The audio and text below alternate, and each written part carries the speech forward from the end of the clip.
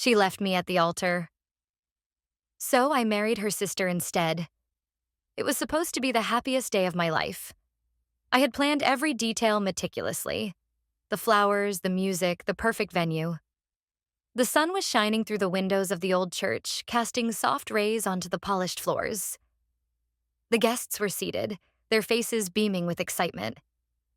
I stood at the altar, wearing a tuxedo that cost way more than it should have, my palms sweating with nerves.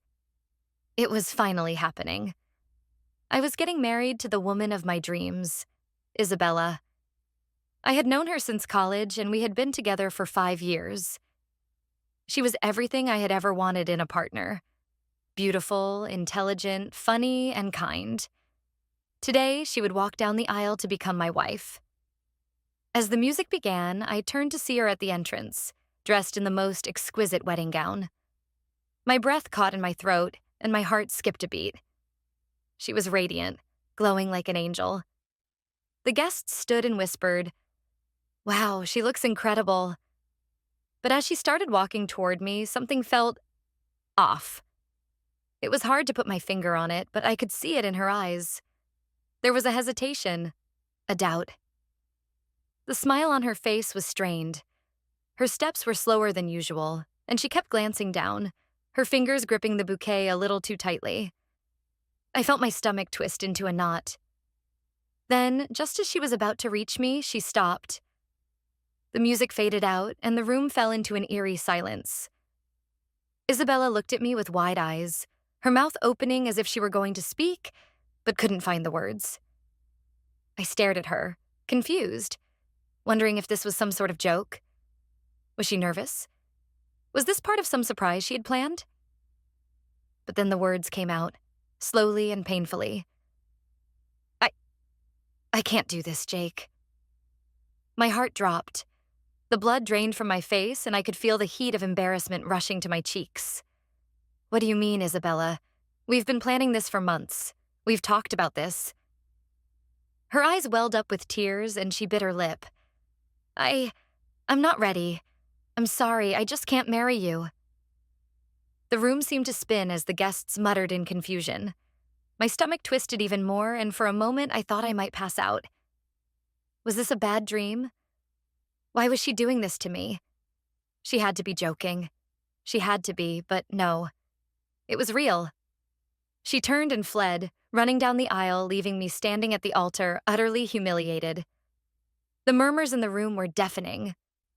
I stood there, frozen, my mind racing. My best man, Tom, stepped forward, placing a hand on my shoulder. "Jake, man, I'm so sorry. Let's just get you out of here, okay?" But I couldn't move. My mind kept replaying those words, the look on Isabella's face as she left me behind. It didn't make sense. How could she do this to me?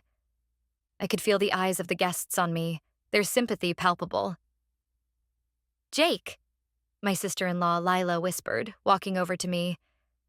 "I'm so sorry. This must be horrible." Lyla, Isabella's older sister, was the opposite of her. While Isabella was poised and elegant, Lyla was down to earth and full of warmth. She had always been there for me, through thick and thin, even when I didn't deserve it. I had always admired her strength and kindness. I looked at her, my voice barely above a whisper. "What just happened, Lyla? Why would she leave me?"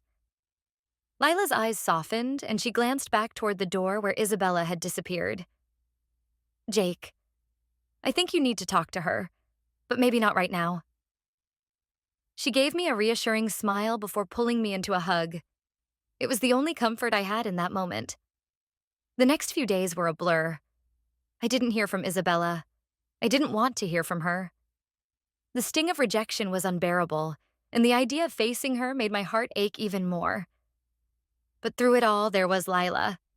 She checked in on me, offering a shoulder to cry on and an ear to listen. We talked about everything. How much it hurt, how confused I was, and how I didn't know what to do next. She was patient, and for the first time in what felt like forever, I didn't feel alone. And slowly, something changed. One evening, after a long conversation, Lyla looked at me with a soft smile. Jake, I've been thinking about something. I raised an eyebrow. What's that? You've been through so much, and you deserve someone who sees you for who you really are. Someone who loves you not just for your good qualities, but for your flaws too. I chuckled nervously. You mean like you?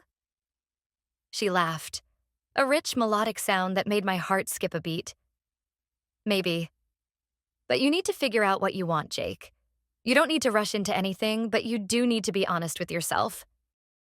The days turned into weeks, and Isabella never reached out to explain herself. My life, once so full of promise, was now a chaotic mess. Yet, somehow I felt lighter when Lyla was around. We spent more time together, sharing moments that weren't about the heartbreak I had endured. One day, as we sat in a coffee shop, something clicked. Lyla looked at me with an intensity I hadn't noticed before. Jake, you've been hurt, but you're still a good person. You still deserve love. I stared at her, unsure of how to respond. It wasn't just her words. It was the way she said them. The way she looked at me like I wasn't broken, but whole. And in that moment, I realized I had been in love with her all along. Maybe not from the very start, but in the time we had spent together, something had shifted. The love I thought I had for Isabella was nothing compared to what I felt now. Layla, I think I've always loved you, I admitted, my voice trembling. She smiled, her eyes softening. I think I've always loved you too, Jake. And just like that, the piece of my life that had been broken for so long began to heal. It wasn't easy, and it wasn't perfect, but it was real. We took it slow, letting our feelings grow naturally. And a few years later, after a simpler but far more meaningful ceremony, I married Lyla. She left me at the altar, and in a strange twist of fate, I found my real happiness not with her, but with the one who had always been there, her sister. Life, it seemed, had a funny way of working out. As the months went by, I couldn't help but look back on the day Isabella left me at the altar. It felt like a lifetime ago, and yet the sting of it all was still there in some quiet corners of my heart. But then I'd look at Lyla, and everything would feel like it was exactly how it was meant to be. We had taken our time, allowing our relationship to unfold naturally. There were no grand gestures, no rush. The foundation we built together was rooted in mutual respect, understanding, and friendship. I often wondered how long Lyla had known she loved me. Maybe even before I realized it myself. One night, we sat on the porch of our house, the air cool and crisp. A light breeze rustled the leaves in the trees, and the sound of crickets filled the silence. Lyla leaned her head on my shoulder, and I wrapped an arm around her. You know, I never thought we'd end up here, she said softly, her voice a little wistful. Neither did I replied with a small chuckle. But I'm glad we did. I'm glad too, she whispered, her hand finding mine. We sat there for a long time, just enjoying the peace before she spoke again. Jake, have you thought about us, taking the next step? I turned to her, the question catching me off guard. What do you mean? I mean, you and me. Forever. A family. She smiled gently, her eyes sparkling with something both hopeful and uncertain. I'm not rushing you. I just want to know if we're on the same page. I squeezed her hand. Lyla, I've never been more sure of anything in my life. I want a future with you. Whatever that looks like, I'm in. Her smile grew wider, and I could see a weight lifting from her shoulders. The love I felt for her, so deep and pure, made my heart feel lighter than ever. We had already been through so much, and here we were, ready to start our lives together. No interruptions, no more questions. Just us.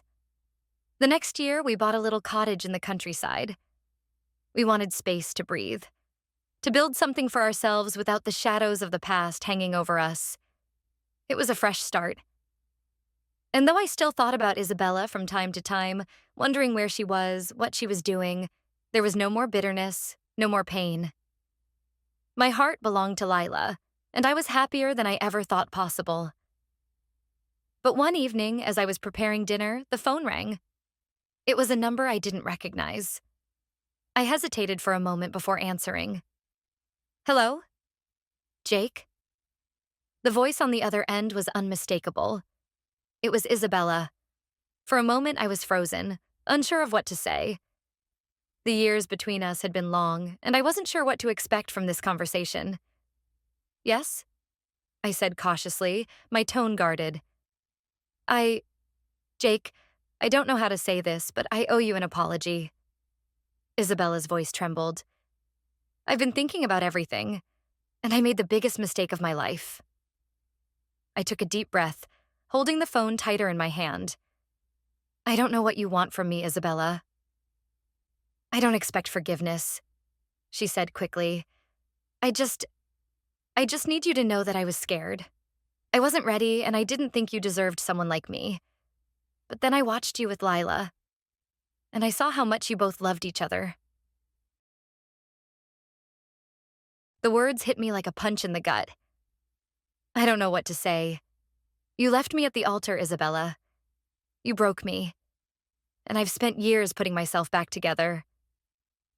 I know, and I am so sorry for that, she whispered.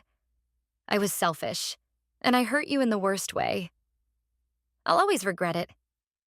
There was a long pause. I thought about what I wanted to say, what I needed to say, but the words wouldn't come.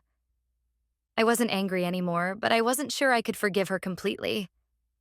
Not yet. I'm happy now, Isabella, I said quietly, the weight of it all finally sinking in. I've moved on. I'm in love with Lyla. She's the one for me. I know, she replied softly. I see that now. And I'm glad you found happiness. We both fell silent for a moment, and then, almost as if we both reached an unspoken understanding, I spoke again. I hope you find happiness too, Isabella. You deserve it.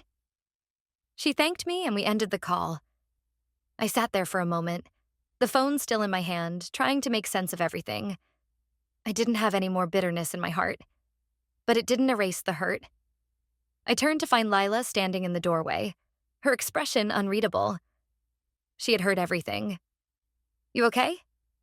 She asked quietly, walking over to me. I nodded, though my mind was still spinning. Yeah, it's just a lot to process. She sat down beside me, taking my hand in hers. You don't have to go through it alone, Jake. I'm right here. I smiled, squeezing her hand. I know. I'm so grateful for that. Lyla looked at me, her eyes soft with love. We've come a long way, haven't we? We have, I agreed. And no matter what happened before, we've got each other now. She leaned in, pressing her forehead against mine. I'm not going anywhere. I'll always be here. And with that, I finally felt the peace I had been searching for. I had made my mistakes, and so had she. But in the end, we found our way back to each other. And that was all that mattered. The past was the past, and our future was just beginning. Together. As the months passed, life settled into a routine that felt both familiar and new. Lyla and I spent our days fixing up the cottage, exploring the nearby trails, and making plans for the future. It was a simple life, but it was ours. And that's all that mattered to me. We talked about everything. Our hopes, our dreams, our fears, and the more we shared, the stronger our bond grew. It was like we were rediscovering each other every day, falling deeper in love with every moment. But despite how perfect everything felt, a nagging thought lingered in the back of my mind. Isabella's call had left me unsettled, like I had unfinished business. Lyla noticed the change in me one evening while we were sitting on the porch, watching the sun dip below the horizon. I hadn't said much that day, lost in thought. Jake, she said softly, her eyes meeting mine. You've been quieter than usual. Is something on your mind? I hesitated for a moment before sighing. It's just the phone call. Isabella's apology. I thought I had closed that chapter, but I'm not sure I have. It feels like there's still a piece of me that hasn't let go. Lila's expression softened, and she reached out to take my hand. I understand. But you've come so far, Jake. We've come so far. Whatever happened with Isabella doesn't change what we have now. I know, I replied, my voice heavy with emotion.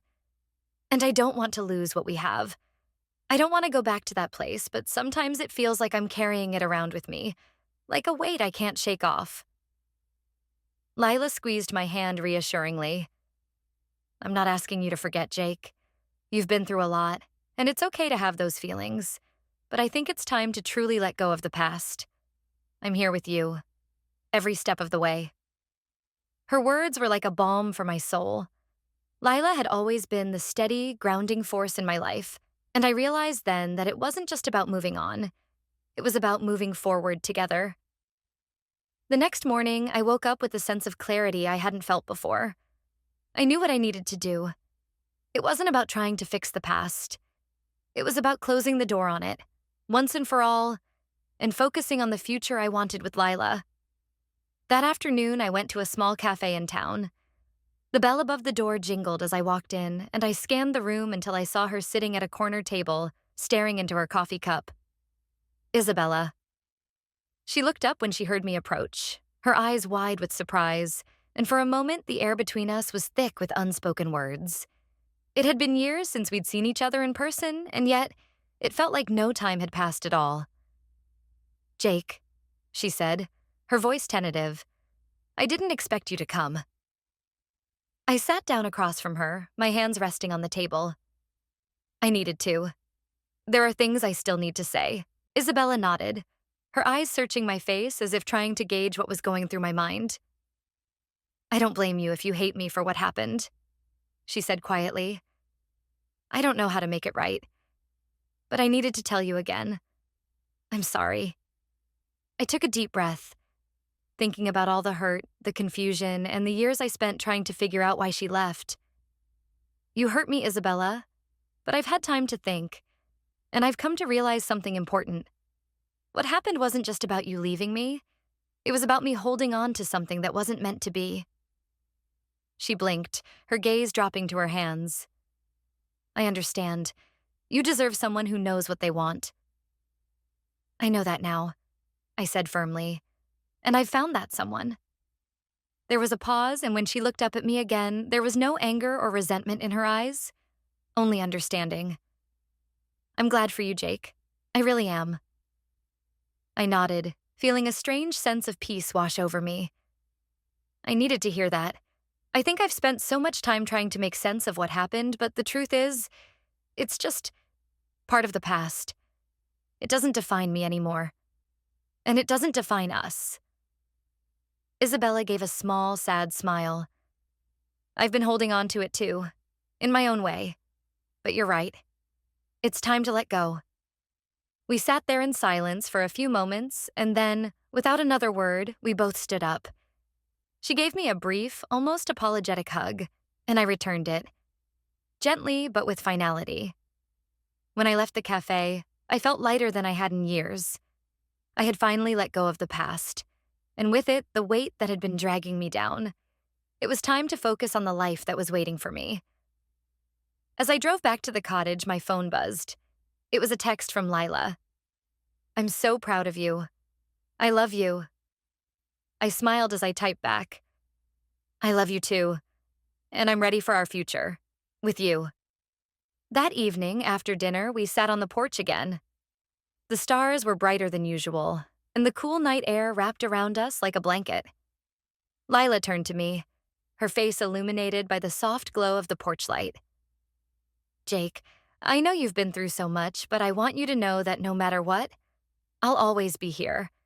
We've built something beautiful together, and I'm not going anywhere. I kissed her gently, my heart full of everything I needed. You're my home, Lyla. My heart is yours. And as I held her in my arms, I knew that no matter where life took us, the past was finally behind me. We were ready for whatever the future held. Together. The seasons passed, each day blending into the next as Lyla and I settled deeper into our life together. Our little cottage in the countryside became a symbol of everything we had built: our love, our healing, and the future we had chosen to embrace.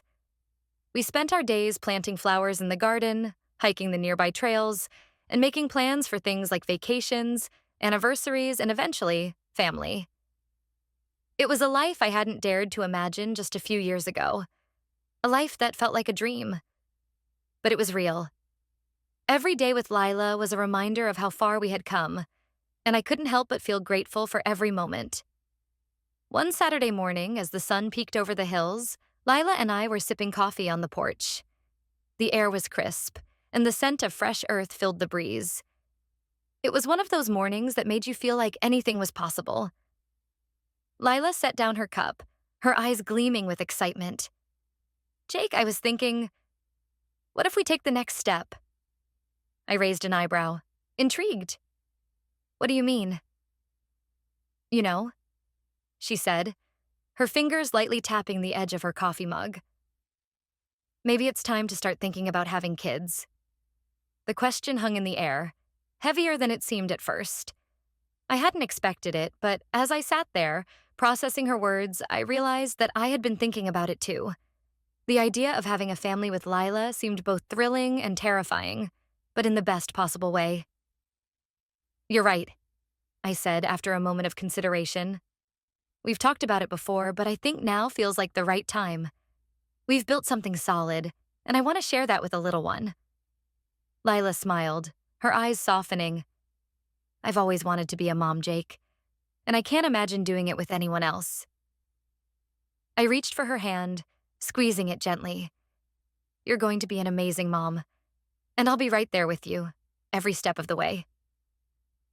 The thought of becoming parents was both overwhelming and exciting, but we were ready. We had learned to be patient with each other, to communicate openly, and to love unconditionally. Together, we could handle whatever came our way. That afternoon, we took a walk through the town, talking more about the future. We discussed the little things, like the kind of house we'd want to buy when we needed more space, and the bigger things, like what kind of parents we hoped to be.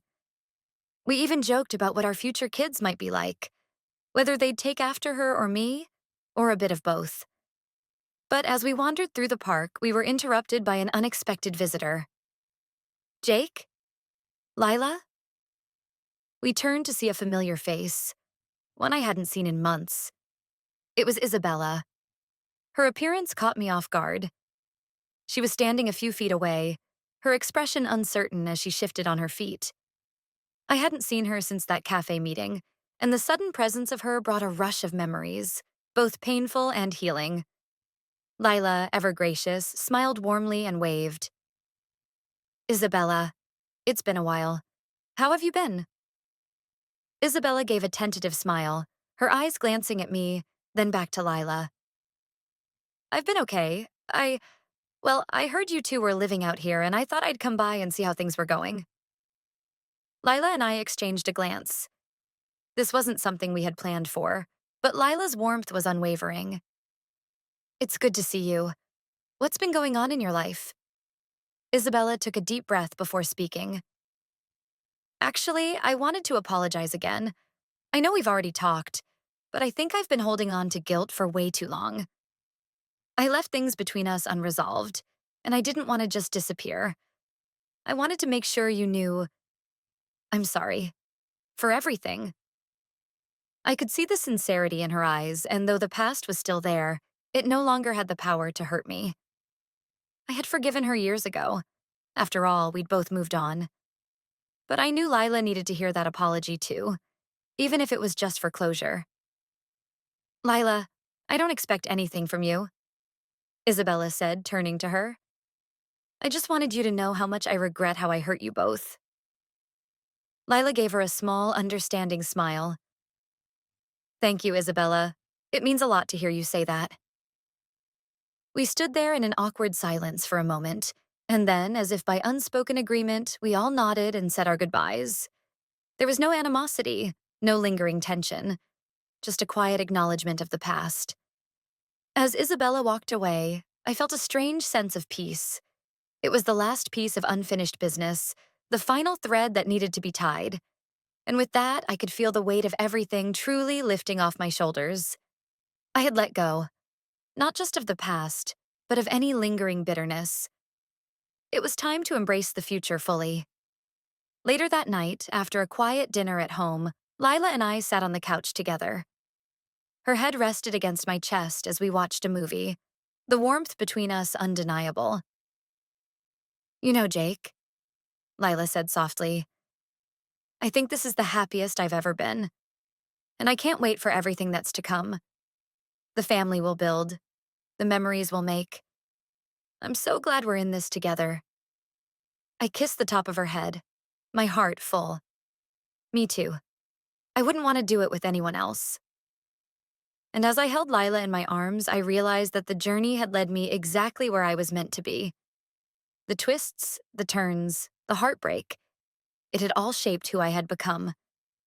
And now, with Lyla by my side, I was ready to face whatever the future held. Months passed, and the rhythm of our life continued to unfold with a peacefulness I hadn't known before. Lyla and I spent our days getting ready for the life we had planned together. We continued to make small changes to the house, painting walls, planting trees in the yard, and imagining what it would be like when we filled the house with the laughter of children. But it wasn't just the physical space that was evolving. We were evolving too. There was an ease to being with Lyla now. No more walls between us, no more unresolved questions. I knew we were ready for the next chapter of our story. We had both made peace with the past and focused on the future. One chilly evening in November, Lyla and I were sitting on the porch again. This time, there was an added excitement in the air. We had been trying for a few months now, and there was an energy between us. Something new, something hopeful. Lyla leaned over and touched my hand. "Jake, I have something I need to tell you." I looked at her, heart racing with a mixture of curiosity and excitement.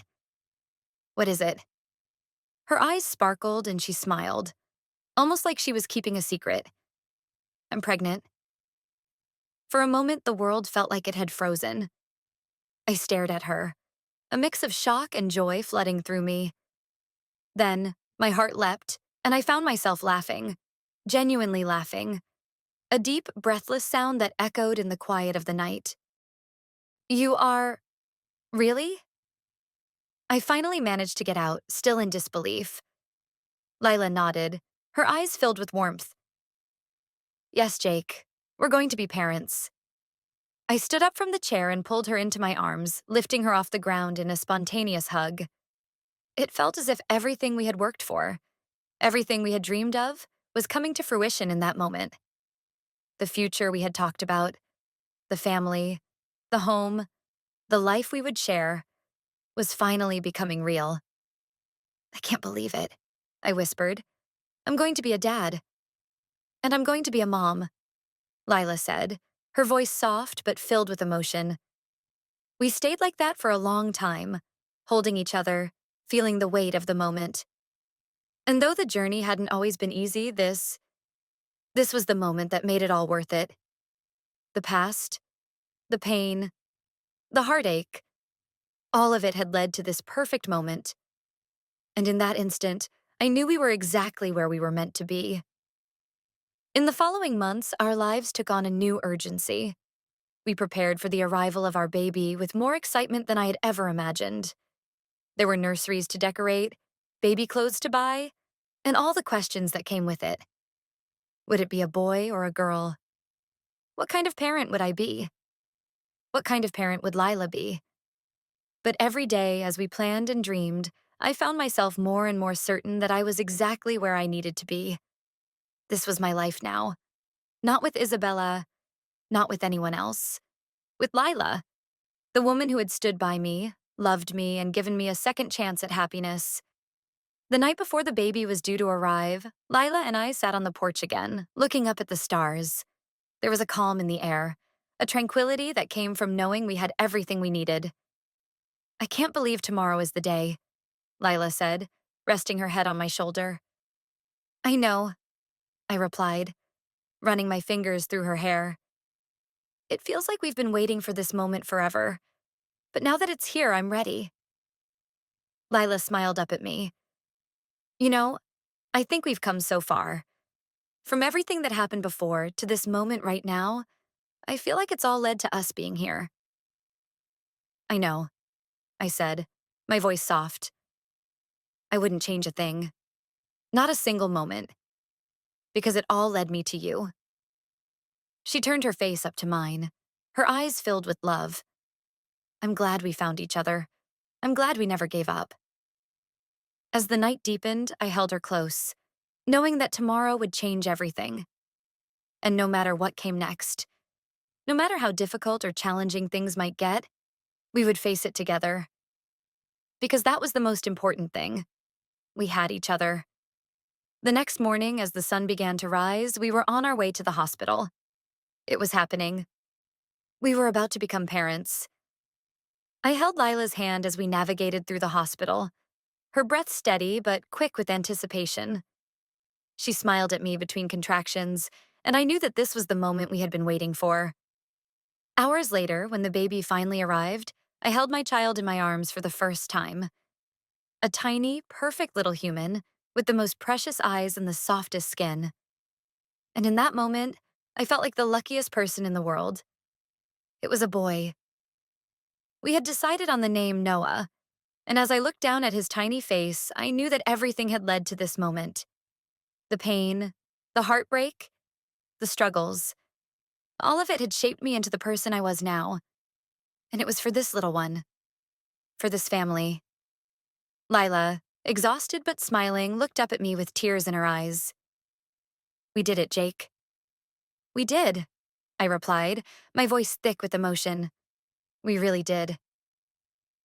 And as I gazed at Noah, the boy who would grow up in this house, in this love, I realized that the past was finally where it belonged. In the past. What mattered now was the future we were creating, the family we were building, and the life we would share. Together. And I couldn't wait to see where that future would take us. As the weeks turned into months, our life as a new family settled into an unspoken rhythm. The sleepless nights, the constant stream of baby bottles and diaper changes. It was all a blur of exhaustion, joy, and wonder. Noah grew quickly, his tiny hands wrapping around my finger with a grip that felt impossibly strong. His smile was a bright light in our world, and every laugh, every new milestone, made me feel like the luckiest man alive. Lyla was, of course, an amazing mother. Watching her with Noah filled me with awe. How natural it seemed, how effortless. I was amazed by her patience and grace, even in the middle of a late-night feeding or when the house was a mess and the laundry piled high. And even though it wasn't always easy, we had a team mentality. We supported each other.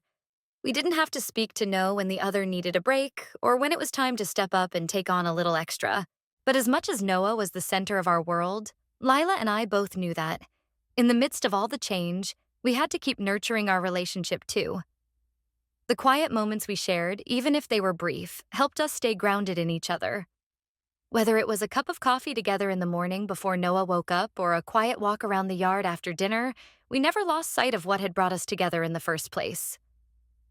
One crisp autumn afternoon, Lyla and I took Noah for a walk in the stroller, the golden leaves swirling around us as we strolled down the path. The air was cool, and Noah was bundled up in a soft, knitted blanket, his little face peeking out, eyes wide as he looked at the world around him. I can't believe how fast he's growing, Lyla said, her voice a mixture of awe and bittersweetness as she watched Noah coo and giggle at the leaves floating by. I know, I said, pushing the stroller with one hand while the other held hers. It feels like just yesterday we were bringing him home, and now he's already getting so big. Lyla smiled up at me. I was thinking, maybe we should start thinking about the next steps. I mean, I know we've talked about it before, but now that Noah's here, I feel like I want to keep building on everything we've started. What do you think? I turned to look at her, the weight of her words settling in. It wasn't just about us anymore. It was about Noah, about what kind of life we wanted to provide for him and what kind of legacy we wanted to leave. I think you're right, I said slowly, my mind working through the possibilities. We've built a good foundation, but there's always more to do, more to give, more to share. She stopped walking for a moment, her eyes meeting mine. I was thinking maybe we could think about expanding the business. You know, the design and furnishing idea you had? We could offer more services, maybe even start designing for other families who want to build their own dream spaces. I think it's a way we could give back to our community, too. I was stunned by the idea. It was the first time Lyla had really expressed an interest in working alongside me on something like this, and I could see the excitement in her eyes. It was a vision I had, but one I had never shared with her in such detail. "That's actually brilliant," I said, grinning at her. "I've always wanted to do more with the business, and now feels like the perfect time. We've got Noah, we've got the house, and I think we can do something great together." Lila's eyes sparkled. We could even make it family-oriented, offer design services for families who are just starting out. It would be the perfect way to use our story, our experiences, and give back in a way that feels meaningful. Her words struck me like a lightning bolt. Suddenly, I could see everything. The business wasn't just about furniture and homes. It was about helping people create spaces where they could build memories, where their families could grow, just like ours. It was about making sure that the dreams we had for our family, the love we had for each other, could extend beyond just us. "We're going to need a bigger space," I said, thinking ahead. "And we'll have to hire a team. But we can start small, with the community we already know." Lyla nodded. "And we'll do it together, just like everything else." And just like that, our dream of growing our family took on a whole new meaning. It wasn't just about Noah anymore. It was about building something that would sustain our family for years to come, something that we could be proud of, something that would help others. We were ready for this new adventure. That night, as Noah slept peacefully in his crib, Lyla and I sat on the couch, a warm fire crackling in the fireplace. The room felt cozy and full of love, and I looked over at Lyla, my heart full. "You know," I said softly, "when I was standing at that altar all those years ago, I never would have imagined this life. I never would have imagined you and me, Noah, and a business we could build together." Lyla smiled, her eyes soft and content. "I think that's the beauty of it all, Jake. The way life surprises us, how things turn out when we least expect it." I leaned in and kissed her forehead. "I'm so glad you're here with me. I'm so glad it's us." Her hand rested gently on mine and she nodded, her voice full of certainty. "I wouldn't want to be anywhere else." And as we sat there, the fire flickering in front of us, I knew that the next chapter of our story had just begun. It was a chapter we would write together, one filled with love, growth, and the kind of happiness that only comes when you've built something real. Something lasting. Years passed, and life seemed to stretch out before us, beautiful and unpredictable, just as we had always hoped. Noah grew from a curious toddler into a lively, bright-eyed child with an unquenchable thirst for knowledge. He asked questions about everything, from the stars in the sky to the way trees grew, and Lyla and I found ourselves constantly amazed by his curiosity. Our business, the design company we had envisioned, grew steadily. It wasn't always easy.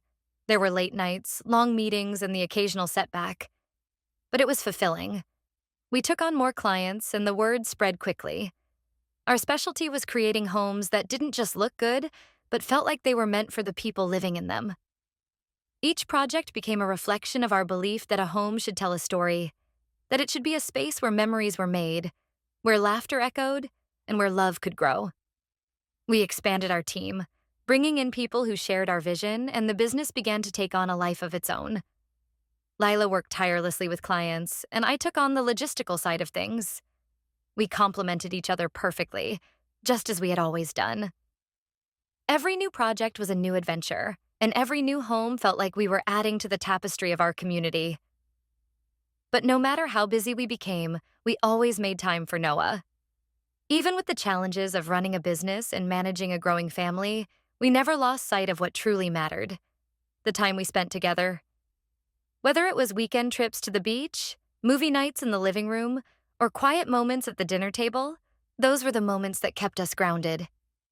One evening, as I was sitting at the kitchen table reviewing some design plans for a new project, Noah came running in, a bright smile plastered on his face. "Dad, Mom, guess what?" he said, bouncing on his heels. Lyla looked up from the cookbook she was flipping through. "What's up, buddy?" Noah's grin only grew wider. "I made a new friend today at school. His name's Ben, and he's super cool. And we were talking about how cool it would be to build our own treehouse."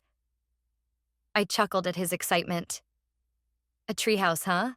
That sounds like a big project. What's your plan for it?" He leaned over the table, whispering as if it were a top-secret idea. "Well, I was thinking we could make it really big, like a clubhouse.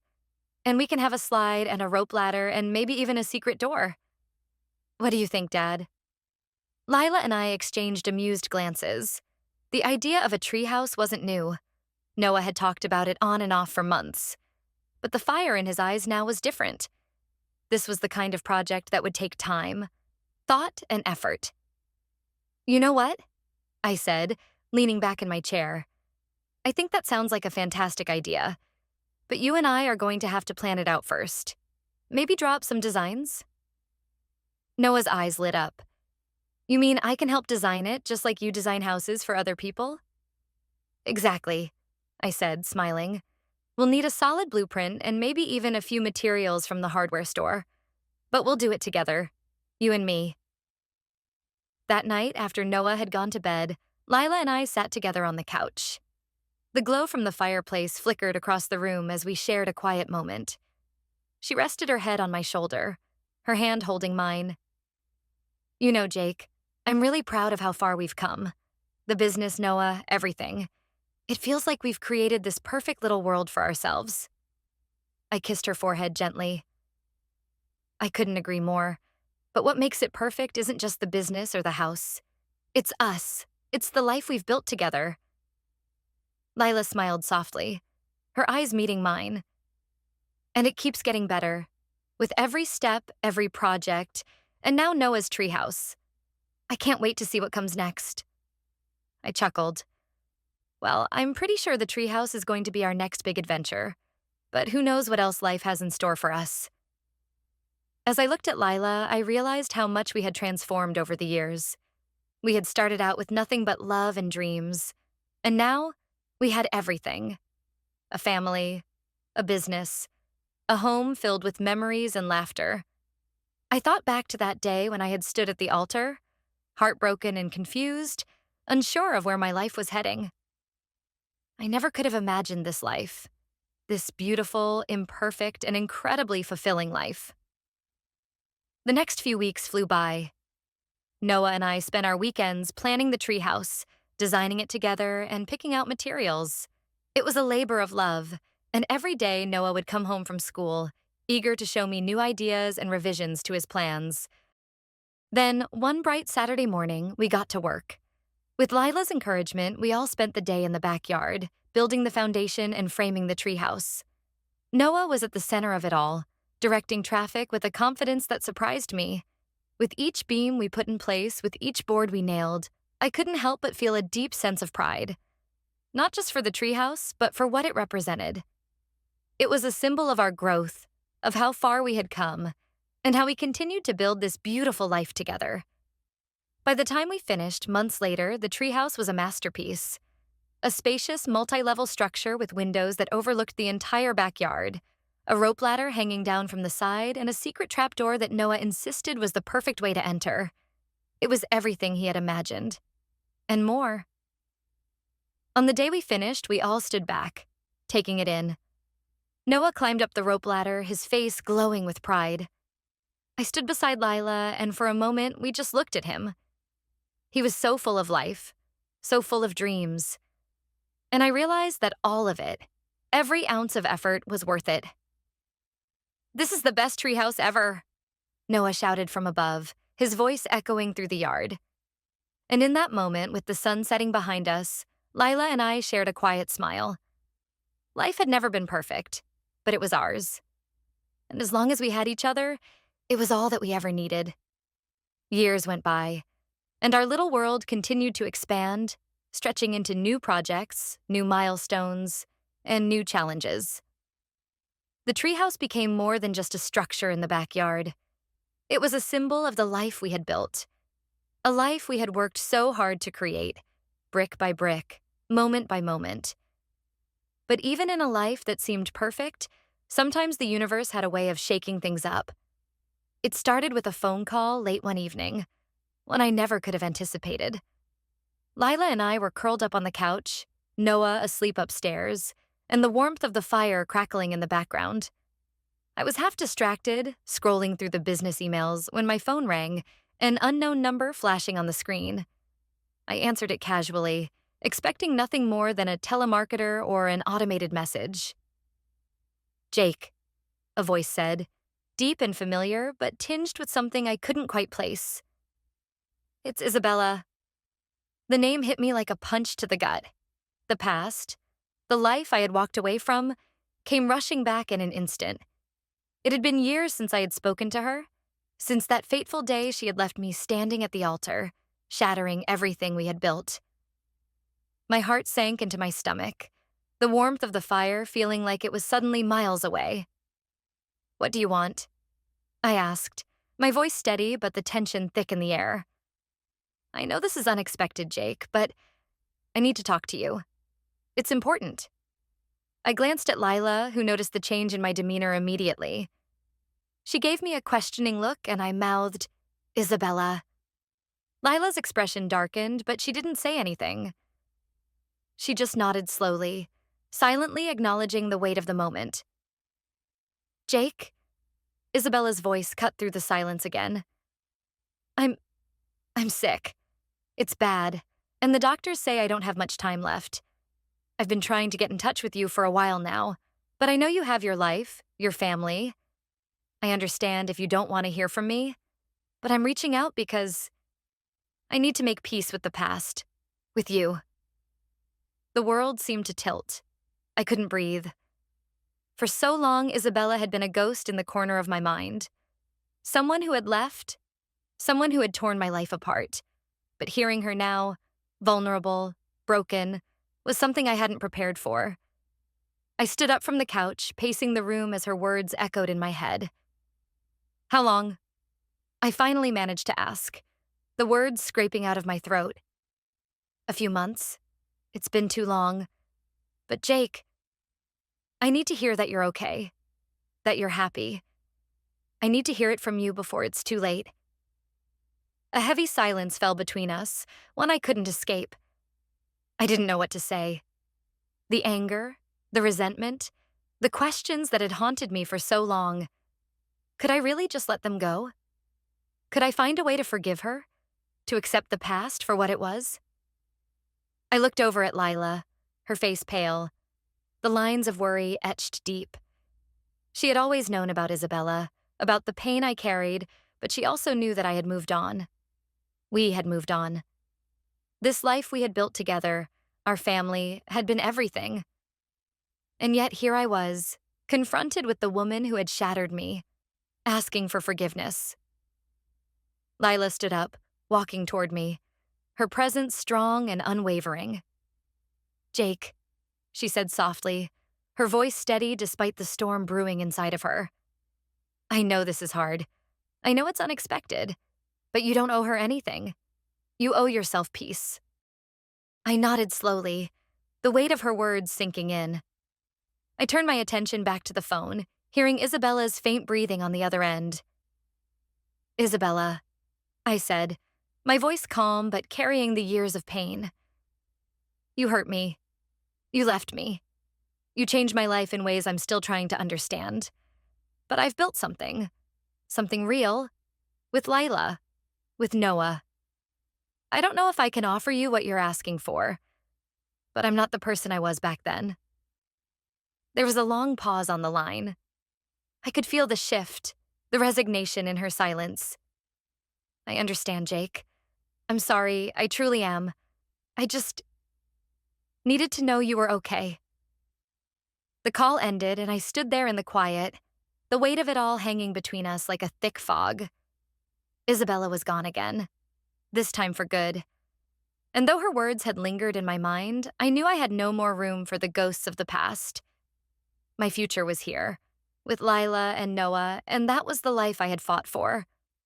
Lyla stepped forward and pulled me into her arms, holding me tight, as if to remind me of where I belonged. "I'm here, Jake," she whispered.